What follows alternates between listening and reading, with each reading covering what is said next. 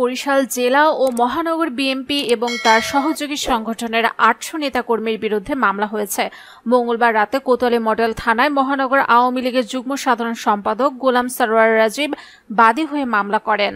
মামলায় মহানগর বিএনপির আহ্বায়ক মনিরুজ্জামান ফারুক, সদস্য সচিব জিয়াউদ্দিন শিকদার সহ ২৭ জন নামধারী এবং অজ্ঞাত ৮০০ জনকে আসামি করা হয়েছে।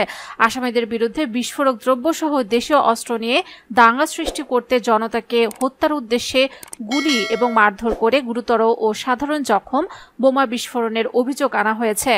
মামলার বাদী অভিযোগ করেন, সাধারণ শিক্ষার্থীদের ব্যানারে বিএনপি জামায়াতের নেতাকর্মীরা রাজনৈতিক উদ্দেশ্য হাসিলের জানমালের ক্ষতি, দোকান, পুলিশের ওপর হামলা ও গাড়িসহ বিভিন্ন প্রতিষ্ঠানে অগ্নিসংযোগ করে। গত ১৯ জুলাই বিএনপি জামায়াতের নেতাকর্মীরা রামদা হটস্টিক, লাঠি, দা, পিস্তল, ককটেল ও বন্দুকসহ বিভিন্ন দেশীয় অস্ত্র নিয়ে নগরীর সেন্টবি রোড বিএডিসির সামনে জড়ো হয়। পরে রাস্তা অবরোধ করে নাশকতা সৃষ্টি করতে গাড়ি ভাঙচুরের চেষ্টা করে জনমনের আতঙ্ক সৃষ্টি করে। খবর পেয়ে মহানগর আওয়ামী লীগের সভাপতি অ্যাডভোকেট একেএম জাহাঙ্গীর ও সাধারণ সম্পাদক সেনিয়াবাদ সাদিক আবদুল্লাহ নেতৃত্বে নেতাকর্মীরা সেখানে পৌঁছালে তাদের উপর হামলা করে।